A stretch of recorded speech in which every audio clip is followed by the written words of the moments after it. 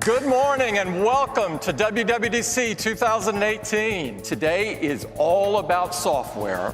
We're going to get started with iOS. Next big release of iOS is, you guessed it, iOS 12. And because we want these changes to be available to the full range of our customers, iOS 12 will be available on all the same devices as iOS 11. And we're focusing our efforts especially on the oldest devices. This is the iPhone 6 Plus. Now on that device, iOS 12 delivers a number of improvements across common operations. You'll see that apps launch up to 40% faster. The keyboard can come up to 50% faster, and you can slide to take a photo at up to 70% faster. And in iOS 12, we've wanted to make an easy way to experience AR across the system. We created a new file format for AR. It's called USDZ. You can use USDZ across the system, from the Files app to Safari, to even sharing them over messages and mail. And what's great is you can place these 3D objects into the real world.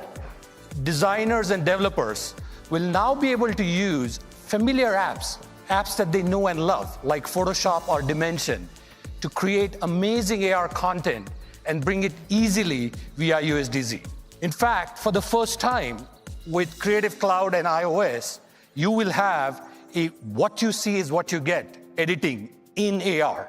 So here I am at the Fender website, and they actually let you configure your guitar with the kind of finish and pickguard that you want. So I can select a configuration option here, and then I can see the guitar I've configured. So I'm just going to tap in. Of course, I can see the guitar here, but wouldn't it be cool if I could see it in the real world, in its real size? Well, there it is. So we're introducing a new app, and it's called Measure.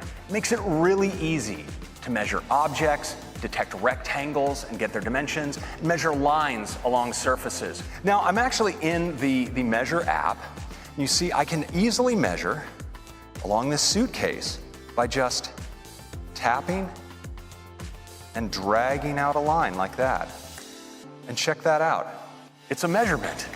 And we're on a relentless pace of advancement with AR, and that continues today with ARKit 2. Now, this delivers true multi-user augmented reality. You and the people around you will be able to see your own perspective on a common virtual environment. And to help all you developers get started, we created this sample app written in Swift that you'll all be getting today. Now, check out how both players and even a third observer can all experience the same environment in real time. Here we have Assembly Square. It's one of our LEGO creator sets. Perfect.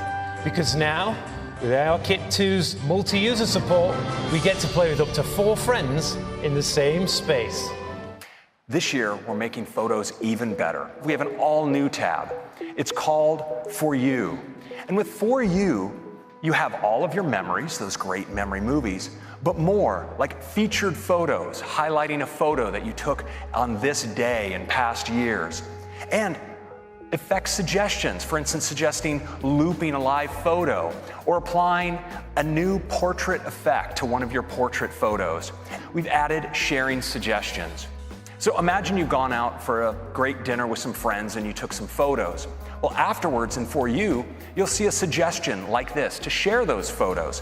If you tap in, you'll see that Photos is even recommending a set of photos from that set that you might want to share, and suggest who you might want to share them with, based in part by the people that appeared in the photos. Let's turn to Siri. We wanted to make Siri able to do much more for you.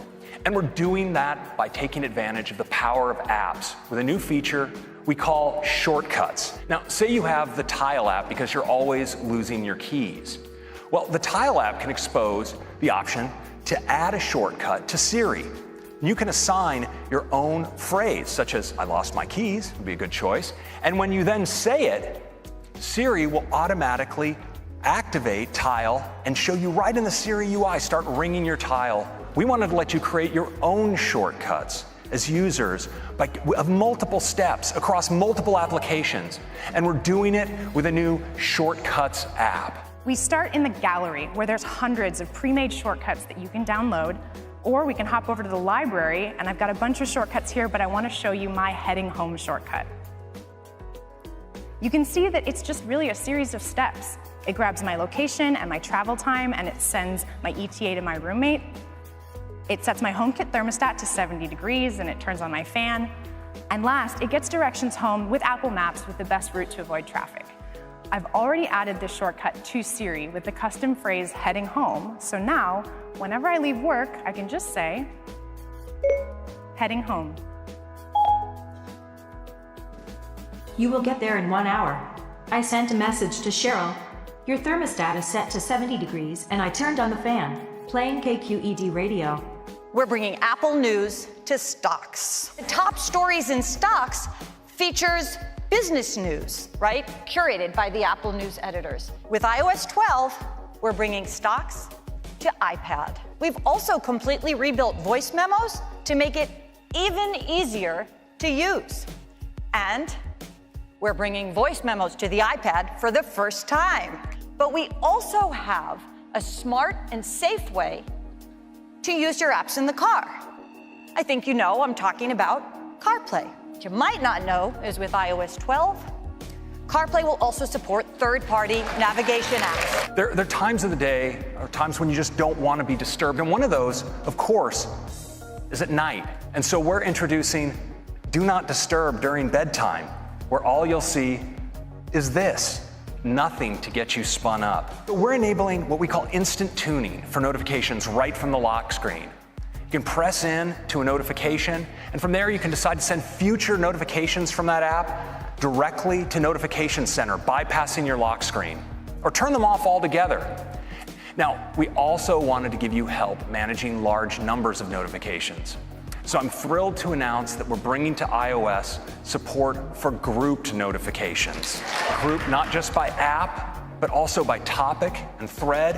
It gives you a great overview of the notifications you've received. You can tap in and look at a particular group. And of course, just as important, with a single swipe, you can triage a whole group of notifications away. We wanted to go further, and it's with a feature we call Screen Time. And it starts with reports. Every week, you get a weekly activity summary that details how you used your iPhone or iPad.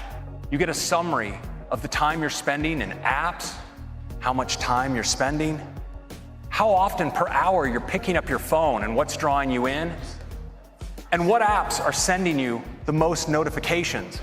App where you might want to be spending a little bit less time, well, you can set your own limit. And then during the day, when you're using the app, you'll receive a helpful notification letting you know time is almost up. We think this is going to be helpful for many people, but especially for some kids. You can also limit your kids' time in apps by category or by individual app. And this year, we're taking Animoji to a whole new level, the breakthrough new technology we call tongue detection. You can make your favorite Animoji do this. Now, we're also introducing some great new Animoji that I think you're all gonna love, like ghost, koala, tiger, and T-Rex. So I'm thrilled today to announce the arrival of the era of Memoji. With Memoji, you can create your very own personalized Animoji. These Animoji can look like you or the real you. Now, this year, FaceTime is going to take a big leap forward because today we're introducing group FaceTime. 2 people, 3 people, actually up to 32 simultaneous participants. Hey, everybody. Hey. Now check it out. So it's this beautiful FaceTime UI. Next up, I'd like to talk about the Apple Watch. So in watchOS 5, you can challenge any of your activity-sharing friends to a 7-day competition whenever you would like. Now, there's sometimes when you forget to start a workout on Watch, but you've started working out. And to solve this now, we're adding automatic workout detection. In watchOS 5, you'll have an entirely new way to communicate on your watch. That's real-time voice, but with the spontaneity of short messaging. And to do this, you just press to talk, and then your friend can hear your voice just like a walkie-talkie. And we're also adding Siri shortcuts. Those shortcuts you saw coming to iOS 12 are also going to be available in watchOS. So in addition to getting relevant information, you'll also receive predicted shortcuts right on the Siri watch face. So at a wrist raise, you'll be able to directly do things like turn on your leaving home scene or start an outdoor walk. So you no longer need to say, "Hey Siri." You just raise your wrist and talk to Siri. Today, if someone sends you a web link, you aren't able to view it on your wrist. With watchOS 5, we've integrated WebKit, so now you have the ability to view web content in mail or messages. And now, with watchOS 5, we're giving you even more to listen to. The Apple Podcasts app is coming to Apple Watch. Now, this is also Pride Month, and we're really excited to introduce an all-new Pride Edition watch band. Next up is Apple TV. Apple TV 4K is bringing you the latest in audio technology. Dolby Atmos. The Apple TV app now offers a huge range of live sports. And we've added live news. And I'm really excited to announce that here in the US, Charter Spectrum will be coming to Apple TV late this year.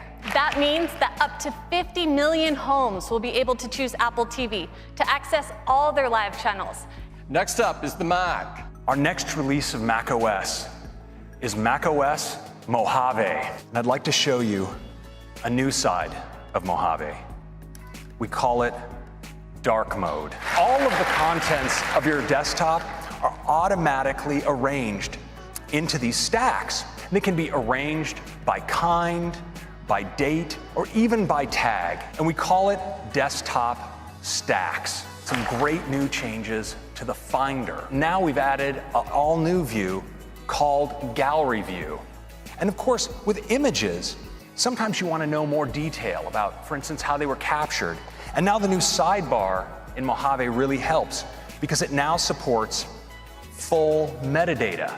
So for instance, if I have a photo like this and I want to edit it, I don't have to open it and go or do a new app. I can rotate it right here inside the Finder. Now in Mojave, we've made Quick Look more powerful than ever by integrating markup. So you see down here, I have a permission slip in its PDF document. I'm just going to tap spacebar to quick look it. And you notice now I have the option to invoke markup. I click, and now I have access to my markup tools, including my ability to sign this document. We've made screenshots more powerful than ever. I'm going to screenshot a selection of the page, and I want you to watch what happens in the lower right. I get a thumbnail instantly of that screenshot. And when I double click in, I get an accelerated workflow right into markup where I have access to all of my tools. But we've also added screen capture for video. I'd like to turn to apps. We are bringing news to the Mac. We also have stocks coming to the Mac. We're also bringing voice memos to the Mac. Finally, thrilled to announce Home is coming to the Mac as well. All of your accessories here, you can run your scenes, as well as monitor your video cameras. And of course, with Siri, you can command your home with your voice. I'd like to talk about security and privacy. Well, we've all seen these like buttons and share buttons, and these comment fields. Well, it turns out these can be used to track you, whether you click on them or not. And so this year, we are shutting that down. You want to interact with one of these, or one of these apps tries to access that information, you'll get this, and you can decide to keep your information private. So we